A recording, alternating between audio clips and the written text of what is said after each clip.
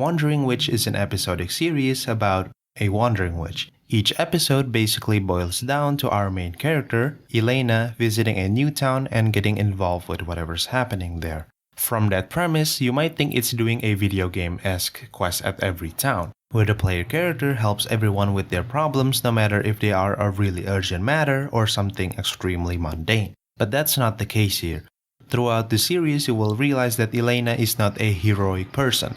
She just wants to stay out of trouble and continue on with her journey. You can argue this makes her character less likable, especially in one episode where she met a pretty messed up household and essentially did nothing. But that's exactly why she's memorable to me. She's under no obligation to help that family, and even if she tried to help in this case, it either does nothing or just screws them over in the long term.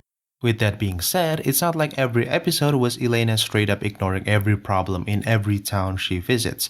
For the most part, she actually ended up lending a hand. The problems each town has was brimming with potential. A town where no one can lie, a town where there's a hair thief and everyone is obsessed with dolls, a dead town with only the queen and a dragon, and so on. These are fantastic setups for a great story. Shame that some of them didn't get the execution they deserve. The problem here is that sometimes they spent like more than half the episode setting things up, so they had to rush the climax and resolution afterwards. Let me give an example. There's this episode where a certain group is causing havoc in the town, and they spent 14 minutes setting this up, only for the boss to be dealt with at the 17-minute mark. Then they spent the rest of the episode reflecting on what happened and talking about other stuff not related to the chaos from earlier. So much potential of the episode wasted just like that.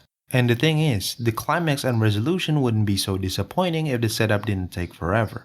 It's like setting up big fireworks only to get a small poof in the end.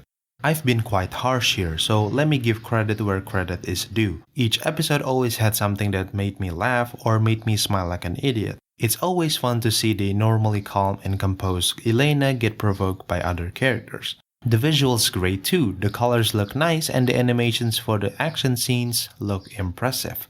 But even with these aspects, the series couldn't escape the time allocation problem from its inherent limitation, the episodic format. While limiting, there is a good thing it is episodic. I can now recommend some episodes that I think are worth watching. Episode 2, 4, 6, and 9 in that order would be my recommendation.